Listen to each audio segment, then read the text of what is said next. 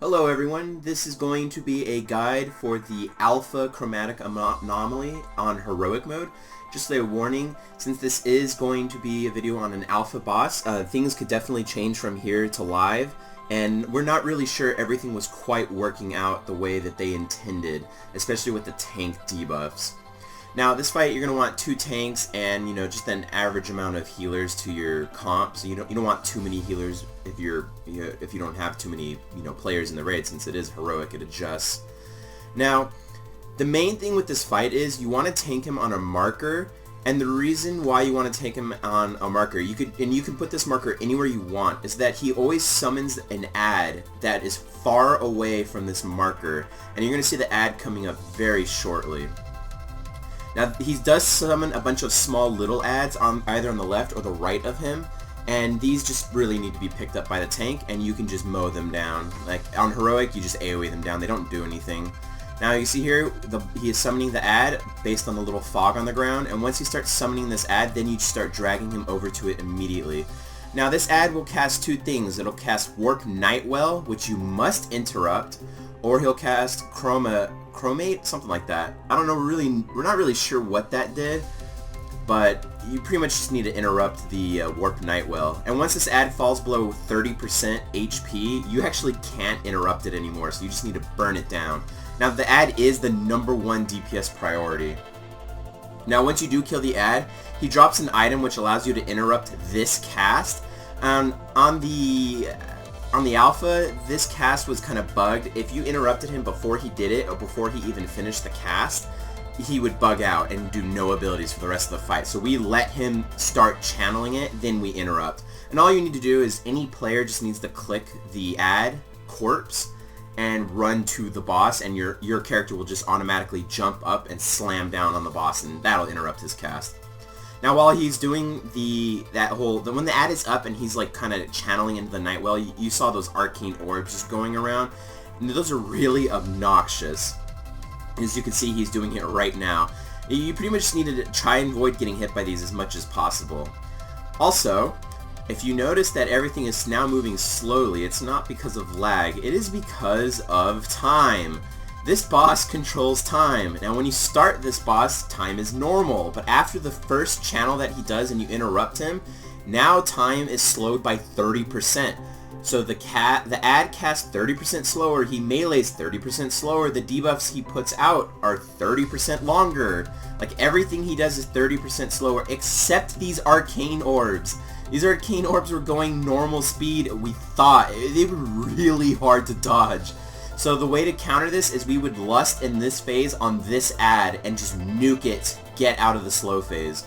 And once you do get out of the slow phase, then he speeds up time by 30%, and everything is 30% faster. He does 30%, his attack speed is 30% faster, the tank debuff is 30% faster, so the tank will start taking a lot of damage really quick. That little pulsing that you see right there is something called time bombs. Now, that person didn't get away, but what it does is it'll put a debuff on you with a certain amount of time on it. Once this debuff expires, it'll deal a massive amount of damage to everyone within your line of sight. As you see there, it kind of pulses on the bottom left, and the reason why it pulses on the bottom left is because the player is going on the other side of the Nightwell so that it doesn't hit everyone. Be aware, when you're in the slow phase, that debuff lasts fucking forever. It is like a 1 minute 30-second debuff. Right there is a time bomb just went off and almost killed all of us. But in the slow phase, it's like a 1 minute 30. But then when you transition to the fast phase, it speeds up and it becomes like maybe a 20-second debuff at most. So it's really important that you're not getting those time bombs off in the raid.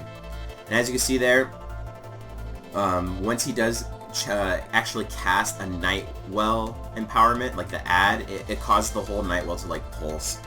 Now one of these pulsing isn't the end of the world, but if you don't kill that ad fast enough, the boss just continuously causes it to pulse and he does more and more damage. So you really just need to interrupt.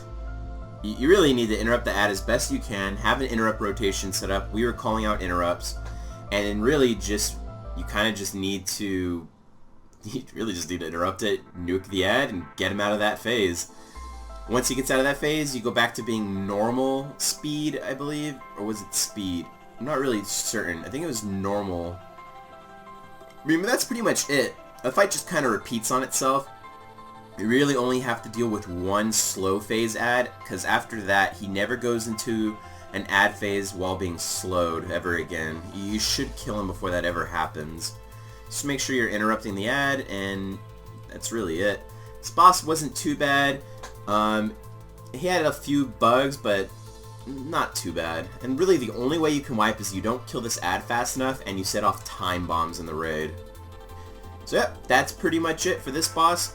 He was really severely bugged the first time we did testing, but now he I definitely enjoyed him. It was definitely an enjoyable fight, especially dodging all these stupid little arcane orbs while people are setting off time bombs. It's like everyone's kind of like dying.